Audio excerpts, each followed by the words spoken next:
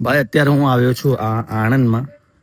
આ જેમનો બંગલો છે ને, તો ભાઈ ગુજરાતીઓનો પ્રેમ શું કહેવાય ને, તો હું તમને કહું. ગુજરાતીઓનો પ્રેમ અને આપણી રીલ જોઈને જેમને મને અહીંયા ઇન્વાઇટ કર્યો કે તમે આણંદ આવો તો મારા ઘરે જ ઉતરજો.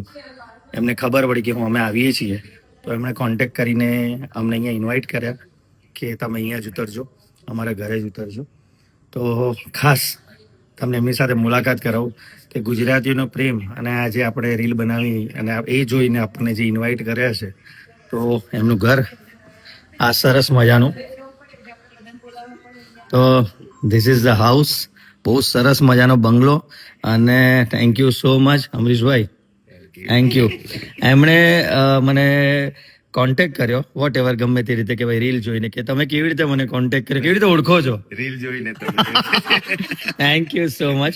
તો એમણે ઇન્વાઇટ કર્યા ને એટલું સરસ મજાનું એમનું ઘર છે. અને સૌથી સરસ મને ગમ્યું હોય ને તો એ છે આપણા મહાવીર સ્વામી ભગવાન. સરસ મજાની પ્રતિમા અહીંયા છે, બહુ સરસ મજાની પ્રતિમા. અને આ એમનું ઘર છે. અને કેમ છો એમના wife? Thank you so much. અહીં આગતા સ્વાગતામાં છે ને થોડી પણ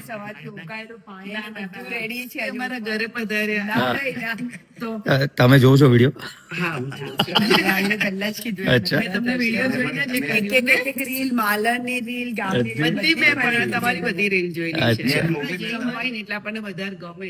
100%. તો એટલી બધી એમણે આગતા સ્વાગતા કરી છે. એમણે રૂમમાં બધી તૈયારી કરી હતી કે આ રૂમમાં તમારે રહેવાનું છે. સવારે શું નાસ્તો કરશો, બપોરે શું જમશો, અમીનું ઉકાળેલું પાણી ત્યારથી લઈને અમી. તો થેન્ક યુ સો મચ. અને બહુ સરસ હાઉસ છે તમારું. અને હવે અચ્છા, હા, એમનું આખું ફેમિલી ફ્રેમ પણ છે અહીંયા ઉપર. આખી ફેમિલી ફ્રેમ છે એમની ઉપર. બહુ સરસ મજાનું ઘર બનાવ્યું છે. અને આણંદના લોકો જે આપણે નામ છે ને આણંદ, એવું જ છે આનંદ. આનંદમાં રહેવા વાળા આનંદ જ હોય છે. અચ્છા, જે પણ આવે આનંદ જ કરીને જાય. યસ. સુખી છે. તો થેન્ક યુ સો મચ. અને હવે અમે અત્યારે એક્ઝિબિશનમાં જઈએ છીએ. Thank you so much, thank you. Yes. અને